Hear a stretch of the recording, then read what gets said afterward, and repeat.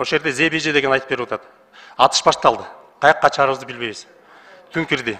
Анан биздин Көктеректи караган 3 солдат бар. Келип, эже качайлы, качпасак болбой калды дегенде, баарыбыз туруп, үй бүлө бала чакабызды жетелеп качтык. 2 айлык неберем бар дейт. Аны көтөрүп, бала чака менен солдаттарды ээрчип качып кетип атам. Солдаттар жаткыла деген жерде жатам, лайыбы, курукпу. Тур деген жерде туруп, кайра чуркайм, кайра жүгүрөм. Жанымды тилимдин очуна, Кудайга жалынып отуруп, балдарым үчүн суранып отуруп, кыргыздарга өтүп келдик. Азыр неберем 2 айлык неберем катуу ооруп атат дейт. Биздин окуучуларыбыз Масейиттин жеринен мектепке келиш үчүн айылынан чыгып, бир аз аралап туруп, аймакты. Баягы 2 дубалдын ортосуна келгенде токтоп туруп, бири карап туруп, чуркадык, жүгүрдүк деп туруп, чуркап өтүп барып, анан баягы ортого чыкканда басып калат дейт. Ошондо дагы ортого чыкканда бир жагы жолдун бир бети Тажикстандын тарабы, бир тарабы биздин тарап. Ассаламу алейкум, урматтуу кесиптештер. Бир атадан сураган экен, кайсыл балаңызды жакшы көрөсүз деп. Ошондо ал айтыптыр, кайтып келгенчекти сапарда баламды жакшы көрөм, чоңойгончокти кичүү баламды жакшы көрөм, айыккан чакты ооруп аткан баламды жакшы көрөм, бутуна турган чакты колу жука, жарды баламды жакшы көрөм деп. Кыргызстандын ар бир айылы, ар бир булуң бурчу биздин мойнубузда өтүлүн алганбыз. Бардыгына тегиз кам көрүшүбүз керек, кызмат кылышыбыз керек. Бирок бүгүнкү күндө эң көп каржы алып турган, жардамга муктаж болуп турган, башына иш түшүп турган бир регион бар, анын аты Баткен облусу.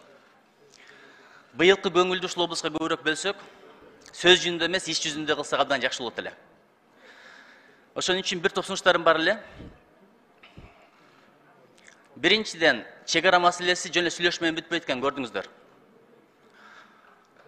Армия күчтүү болуш керек экен, ошон үчүн армияга модернизацияга абдан чоң көңүл бөлөлү, бул өтө маанилүү.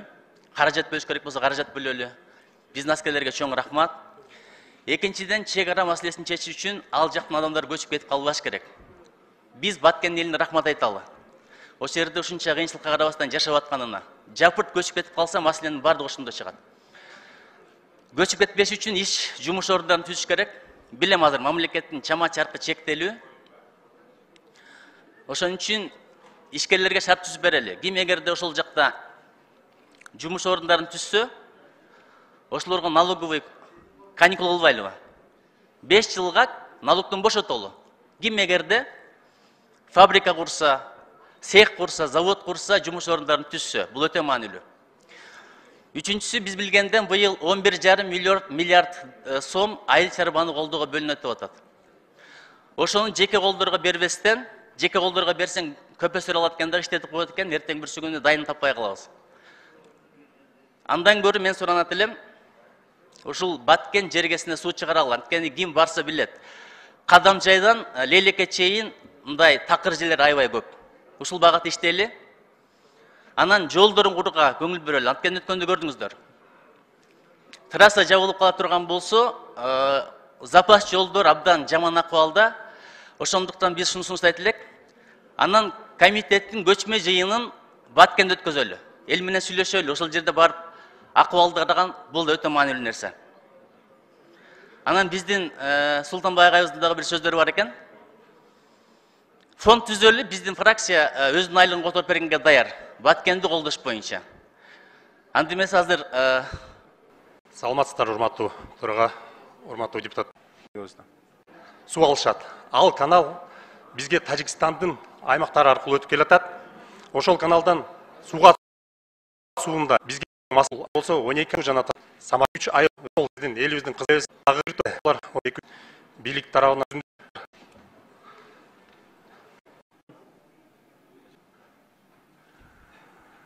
Mesela keyinki söz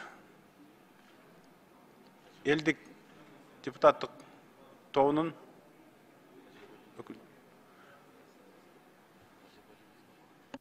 söz Режебалиев Нурлан коллегабызда.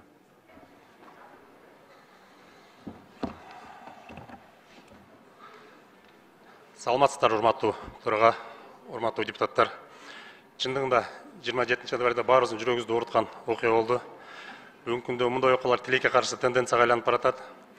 Эми бул маселе чек ара көйгөй чечилмейинче боло берет окшойт.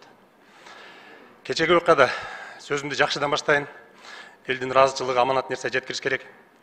Бийлик тарабынан көзөмөл жүргүзүлүп, жергиликтүү бийлик 2-3 күн алдың даярдыкты көрүп маалымат катары бир кадамдар жасаган экен. Ошонун артынан жоготуулар болгон жок. Өкүндүрүп аткан нерсе жоготуулар болгон жок деп биз муну кубаныч катары кабыл алышка туура келип атат да. Жерде таанышып, элдер менен жолукканда элдик топтун депутаттары бир топ көйгөй маселелер айтылды. Анын эң биринчиси эле тез арада казык кагып зымтор тосуп бергиле. Тез арада чек араны белгилеп бергиле деп. Бул багыт боюнча эми мамлекеттер аралык комиссия иштеп атат. Биз ишенебиз, биз билебиз. Ал жерде чыныгы кыргыздын жигиттери, биздин өкүлдөрүбүз, биздин мамлекетибиздин, элибиздин кызыкчылыгын коргоп алышат деп. Бирок ошол эле учурда экинчи багыт, ошол чыр чатактардын тамыры болгон социалдык багыттагы маселелер. Улар өзүнө өтө терең көңүл бурууну талап кылып отурат. Биринчиси эле ошол 3 айыл өкмөттү айтып кетсек, бул Ак Сай, Ак Татыр, Самаркандек айыл өкмөтүнүн көйгөйлөрү. Суу маселеси, суга суу жана таза суу. Тагыраак айтсак, эгерде ошол 3 айыл өкмөттө 12 айыл болсо, 12 айылдын 2 айыл эле Тажикстандан көз карандысыз суу алат. Бул Ак Сай айылы жана Рават айылы. Ошондо дагы мисалы Ак Сай айылында чоң маселе турат насос боюнча. Эми калган 10 айыл боюнча 1953 жылы курулган каналдан суу алышат. Ал канал бизге Тажикстандын аймактары аркылуу өтүп келатат. Ошол каналдан суга суунда, иче турган суунда элдер пайдаланып келет. Бүгүн кыштын күнүндө ал тарап каалаганда сууду бууп коюп, каалаганда сууду тосуп коюп, чоң маселелерди жаратып атат. Жергиликтүү бийлик иш-чараларды көрүп, ошол жерге мүмкүнчүлүгүн колдонуп, 6 скважина казып беребиз деп азыр экөөнү казып бериптир. Ал жерге карап чыкканда 20 скважина дагы аздык кылат. Ошого терең маани берип көңүл бурсак. Экинчи маселе. Бул айланма жолдору. Ак Сай Тамдык, Ак Сай Рават жана көптөгөн айланма жолдор. Аларды тез арада калыбына келтирип жумуштарды алып барбасак, кечегине учурда эл катуу кыйналып калып атат. Кече күнү эле ошол эвакуация болгондо Ак Сай Рават жолу менен эл өтө кыйынчылык менен өтүп барды.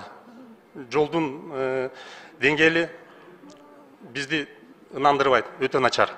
Ошого катуураак киришип, ошондой жолдорду карап берсек. Үчүнчү маселе. Элден түшкөн Ак Татыр айылына оорукана куруу зарылчылыгы бар. Себеби айырда 30 000 калк жашайт. Кечегинде учурда 4 көчө буулуп калып, Ак Сайдан бери эл өтө албай калганда, каяка жарата алгандарды алып барып жаткыруу маселеси жаралып калат. Анча-мынча жарата алгандар өткөн апрелдеги окуя 21-жылдагы жетпей калып деле кыйналган, каза болгон учурлар болгон экен. Ошон үчүн ушул маселени да карап чыксак. Төртүнчү, чек ара айылдарында өзгөчө кырдаалдар бөлүмүн ачып берсек. Себеби ошол жерде жакын туруп, өз учурунда жардам бергени мүмкүнчүлүк түзүлсө. Муну жалпы эл суранып атат. Бешинчи, чек ара жанжал учурунда жергиликтүү калкты коопсуз жайга эвакуация кылыш үчүн транспорт жетишпей атат. Бул жерде эми билебиз, өзгөчө кырдаалдар министрлиги толук менен камсыз кылып бере албайт. Бирок ошол жергиликтүү элдин транспортун колдоно десе да күйүүчү май жетишпейт. Мисалы Ак Сай боюнча айтсак, ошол күнү бир эле заправка бар Ак Сайда. Болгону 200 литр күйүүчү май бар экен.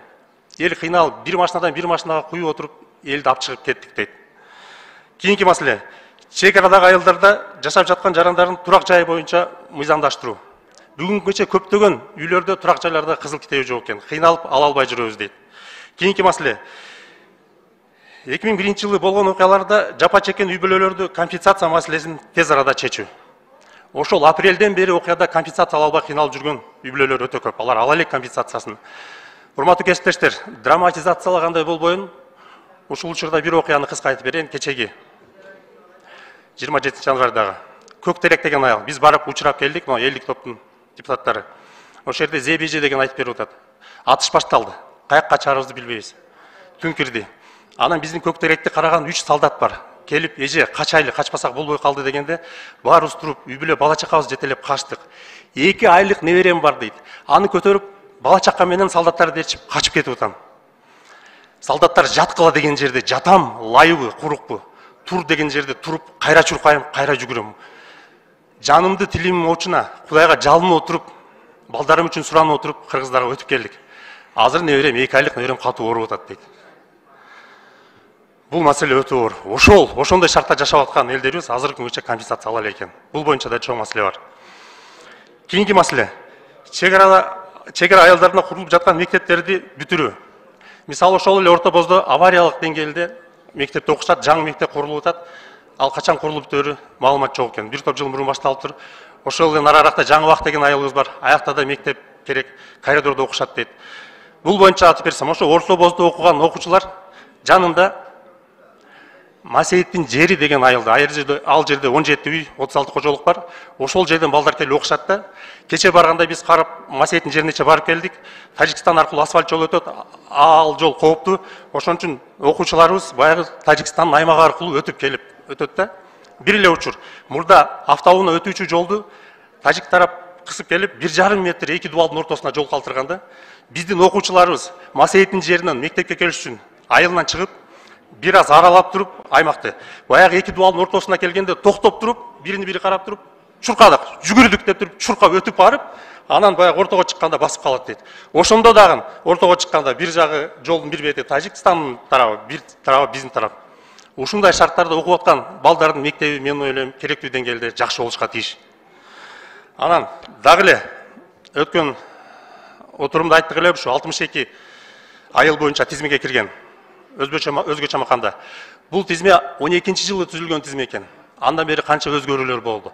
Мисалы ошол эле 3 айыл өкмөт боюнча айта турган болсок, Жаңы Бак деген айылыбыз чек-арада туруп кирбей калган. Элдери катуу суранып атат. Жогоруракта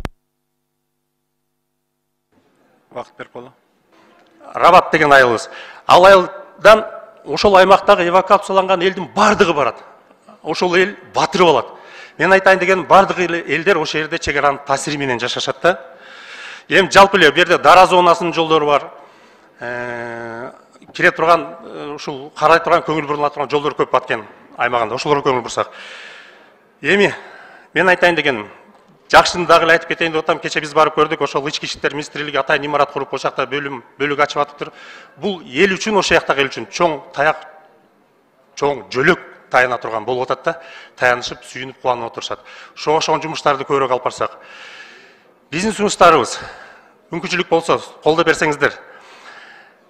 Комиссия түзсөк, кабинеттер министрлери тарабынан, атайын министрлерден, тиешелүү министрликтерден жетекчилерин алып, ошол комиссиянын курамына киргизсек, барып, жеринен, жайынан таанышып, 5 күн болобу, 10 күн болобу, бизге так маалымат берсе, изилдеп, ар багыт боюнча жумуштар жүрүп атат дейт, суу боюнча, таза суу боюнча, алардын баарын тактап, топтоп, дагы кандай жумуштарды аткара алабыз? Канткенде элдин ошол жердеги социалдык багытын, социалдык жашоо деңгээлин өзгөртүп бере алабыз. Аягында биздин элдик топтогу өзүнүн лидерибиз менен кеңешип, биздин 1 айлык маянабызды ошол Баткенге которуп берүүнү чечтик. Мен суранам, ушул сунушту колдоп берсеңиздер, комиссия түзүү боюнча министрлердин жетекчилиги астында. Рахмат.